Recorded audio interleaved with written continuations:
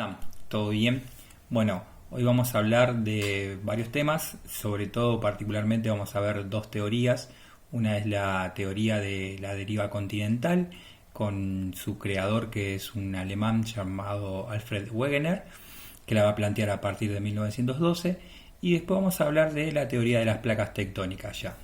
Y después, si podemos continuar un poquito, vamos a seguir con todo lo que tiene que ver con los movimientos orogénicos y epirogénicos. Así que bueno, para comenzar yo les voy a compartir lo que es un pequeño PowerPoint para que podamos analizar estos temas que estamos planteando, ¿no? Así que bueno, ahí empezamos. Bien. Bien. Una de las preguntas que siempre nos hacemos tiene que ver con que la Tierra fue siempre igual, los continentes siempre estuvieron en el mismo lugar, nunca se modificaron o hubo en algún momento donde estaban en otro sitio, porque si nosotros nos ponemos a observar de buena manera, en definitiva, podemos darnos cuenta que los continentes se encajarían como si fueran piezas de un rompecabezas. Así que bueno, a partir de 1912 va a surgir una teoría que es la de Alfred Wegener. Él plantea que existía un supercontinente. Este supercontinente él la llamó, le puso el nombre de Pangea y decía que todos los continentes estaban unidos y que este supercontinente existió alrededor de unos 300 millones de años. Y él va a decir que los continentes están en constante movimiento y al tener constantes movimientos van transformando todo lo que tiene que ver con el planeta Tierra, ¿no? Así que bueno, acá tenemos un gráfico que marca los 120 millones de años, los movimientos que se dieron, hace 60 millones de años, cómo estaban ubicados los continentes hasta llegar a nuestro presente. Cuando plantea Alfred Wegener esta teoría, él dice que ese supercontinente se llamaba Pangea. Bueno, acá podemos observar lo que es Pangea, ¿no? Ese supercontinente, alrededor de 250-300 millones de años. Hacia los 120 millones de años, este supercontinente va a quedar dividido en dos grandes continentes. Por un lado tenemos a la Eurasia y por el otro a Gondwana, ¿no? La Eurasia está al norte, Gondwana va a estar al sur. Y va a estar separados por lo que es el mar de Tetis.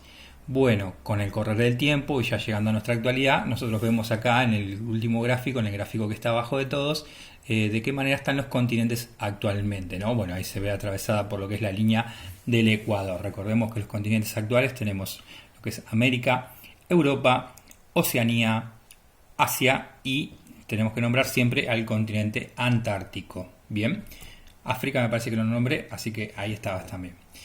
Bueno, esta teoría fue totalmente revolucionaria, ¿no? Y si bien muchas personas les llamó la atención lo que decía este gran científico Alfred Wegener, no hubo tanta aceptación en toda la comunidad científica, porque todos los científicos le decían a Alfred Wegener, bueno, pero ¿y por qué? ¿Y cómo se desplazan los continentes? ¿Qué pruebas hay de que se desplacen?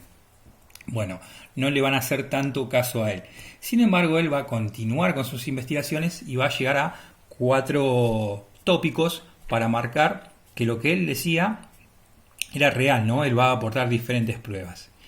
Entre las pruebas que va a aportar él hay geográficas, climáticas, biológicas y paleontológicas. Las más claras y contundentes tienen que ver con las pruebas geográficas. Él decía que los continentes se encastran como si fueran piezas de rompecabezas. Acá vemos como Sudamérica y África parecen ser todos una misma pieza en definitiva, ¿no? Se pueden unir estos dos continentes. Y acá vemos cómo está Pangea totalmente unida. Al norte vemos a lo que es Eurasia, también hacia el norte vemos a lo que es América del Norte, en el centro vemos lo que es África, hacia el oeste vemos lo que es Sudamérica y un poco más hacia el sur de África nos encontramos con lo que es el continente antártico y Australia y un poquito más al norte ahí vemos a lo que es la India. Alrededor de esta Pangea vemos lo que era un océano gigantesco que era el océano Pacífico. Esta es una de las pruebas que planteaba Wegener, ¿no? Y decía, bueno, acá vemos que existía un supercontinente. Los científicos siguen sin aceptar esta teoría. Después vamos a ver que también va a aportar pruebas biológicas y paleontológicas. Entre estas pruebas vamos a ver, o nos vamos a dar cuenta que existían diferentes animales, tanto en el continente africano y en el continente americano, o sea que eran los mismos animales que vivían en el continente africano y en el continente americano. ¿Por qué? Porque se encontraron restos fósiles de estos animales en ambos continentes.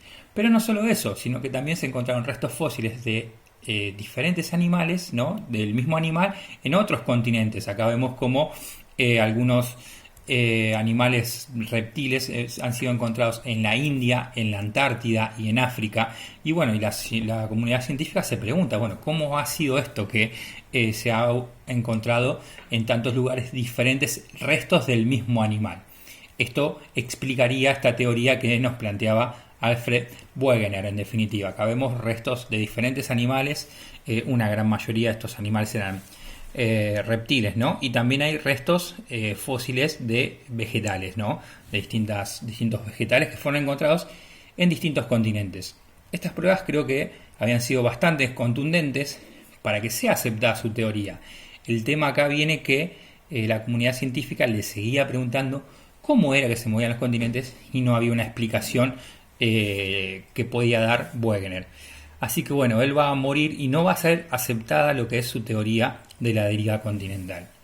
Pero ya adentrado más en nuestro presente, particularmente en la década de 1960, vamos a encontrar que hay otros investigadores que van a tomar lo que dijo Alfred Wegener y van a llevar adelante nuevas investigaciones. Y van a establecer lo que es la teoría tectónica de placas o la teoría de las placas tectónicas. Para hablar de esta teoría tenemos que recordar lo que nosotros vimos en la clase anterior. Y bueno, vamos a hablar de lo que son las placas tectónicas en definitiva. Y cómo es la corteza terrestre. Recuerden ustedes que nosotros vimos que la corteza está formada por diferentes capas. La capa superior es una corteza continental y la corteza oceánica. Debajo de esa corteza nosotros tenemos el manto superior. Por debajo tenemos otra capa que es el manto inferior. Debajo tenemos el inicio del núcleo, que es el núcleo externo, y la última capa, esa es el núcleo interno, ¿no? Entonces, la tectónica de placas habla que la parte sólida más externa de la Tierra, llamada litosfera, no es continua, sino que está dividida en grandes bloques, o placas que encajan entre sí. Son las piezas de un gigantesco rompecabezas, y flotan sobre una capa del manto, más densa y parcialmente fundida. Esa parte que estamos describiendo acá es la llamada astenosfera. Y es ahí donde van a flotar los continentes, en definitiva. Acá vemos estas placas tectónicas que son litosféricas, que son las distintas las distintas placas que existen, ¿no? Y que generan el movimiento de los continentes. Bien, ¿por qué se mueven estas placas? Bueno, esto es debido a las altas temperaturas, ¿no? Los materiales de la parte más profunda del manto terrestre van a ir ascendiendo a la superficie, hasta encontrar un lugar donde se van a enfriar. Eso va a generar que no desciendan nuevamente. Ahí es donde se establecen lo que son los ciclos de los movimientos de los materiales del manto, y esto tiene un nombre que se llaman corrientes de convección. Estas corrientes de convección, obviamente, van a ser las que van a provocar el desplazamiento de las placas, y ese desplazamiento de las placas van a traer lo que son los movimientos de los continentes. Al darse los movimientos de los continentes, es ahí que nosotros vamos a encontrar que se van a transformar, en definitiva, los continentes, y va a haber una gran y continua transformación.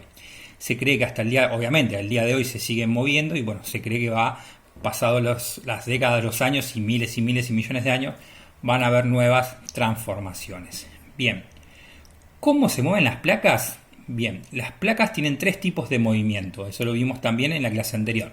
Las placas pueden separarse, ¿no? Nosotros vemos como dos placas que están cerquitas, juntitas, tienden a separarse, ¿no? Se separan, ese es un tipo de movimiento. Entonces, ¿qué sucede cuando estas placas se separan? Cuando las placas se separan, se va a generar una grieta entre medio de estas placas, y por esa grieta va a salir distintas erupciones volcánicas, ¿no? Y va a salir lo que es el magma hacia afuera, y se van a formar lo que son las dorsales oceánicas o las dorsales marinas. Esto es porque se van a separar, ¿no? Estas placas se separan y ahí se van a formar las dorsales marinas. Otra manera que tienen las placas de moverse es chocar, ¿no? Colisionar entre sí. Al chocar, al colisionar entre sí, una placa se va a meter debajo de la otra y se van a formar en definitiva algún tipo de montaña. Acá vemos cómo estas placas chocan una con otra y se levanta, ¿no? Al chocar son placas totalmente rígidas, duras, y se van a generar algunas montañas o cordones montañosos.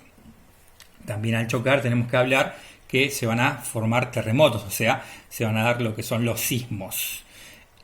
Bien, la tercera forma que tienen de moverse las placas tiene que ver con el deslizamiento, ¿no?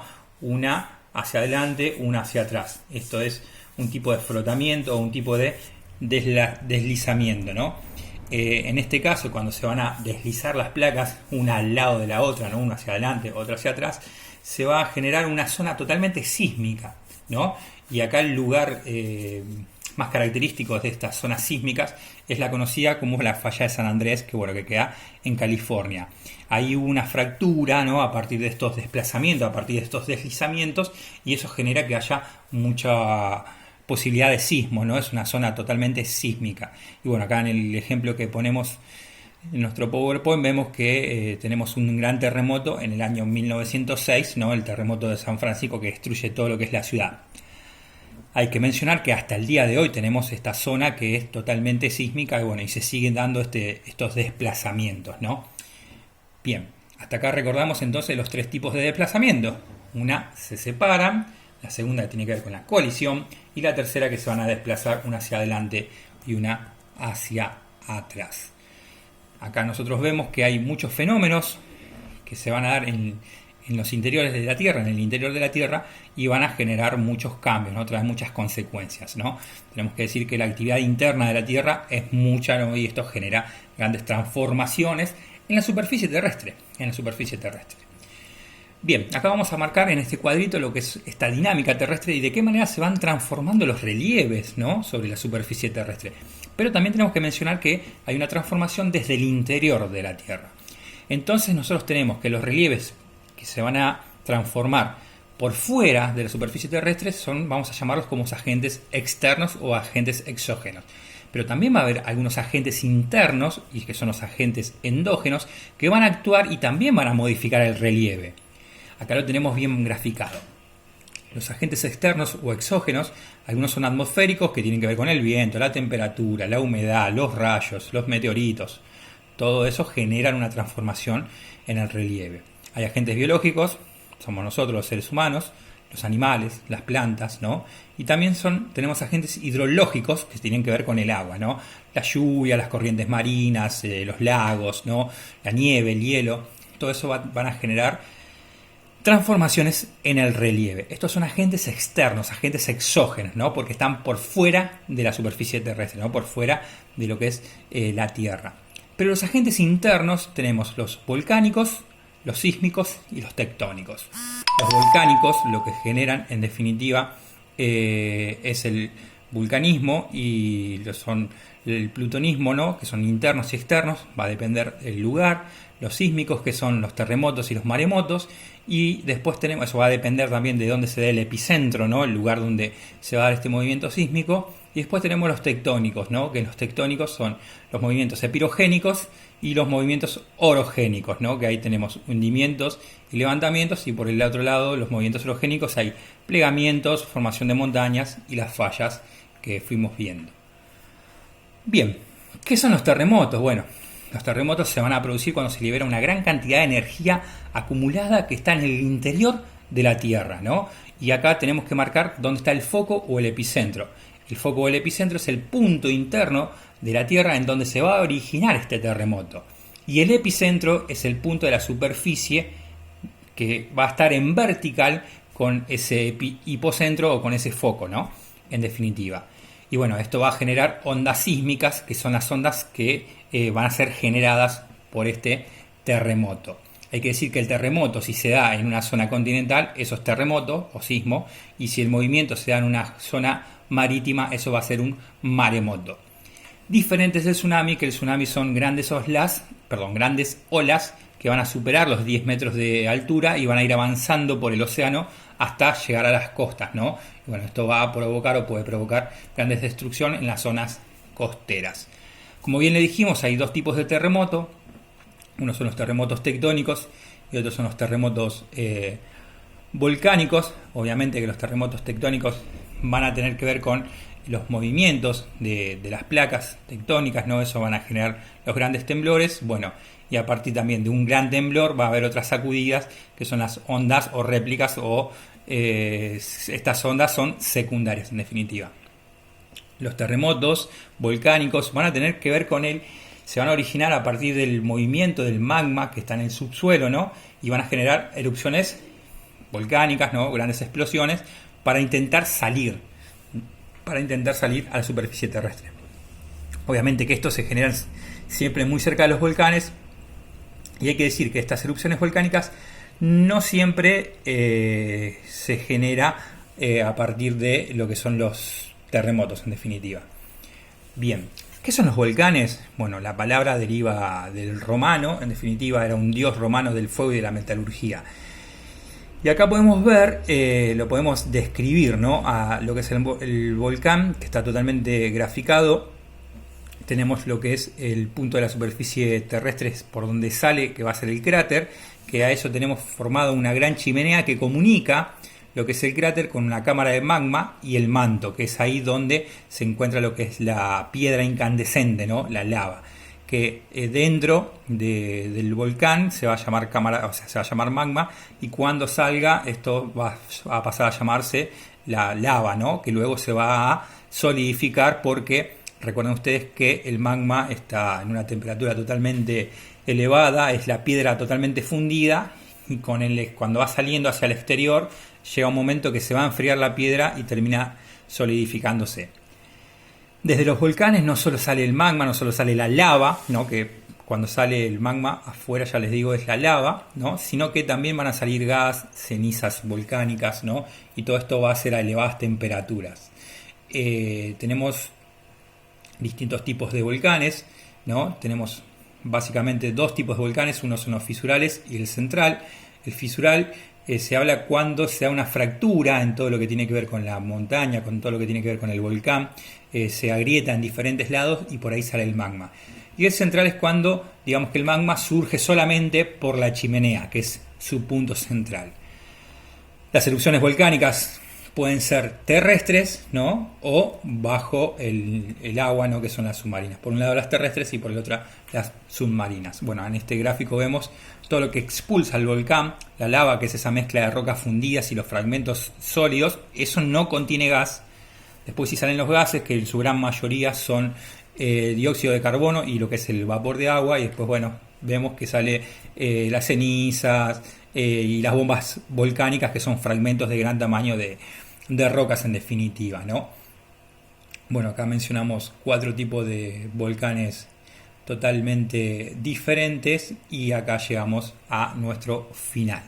Espero que les haya gustado el video, espero que lo hayan entendido y bueno, nos vamos a ver en una próxima clase en definitiva, nos vamos a ver en una próxima clase.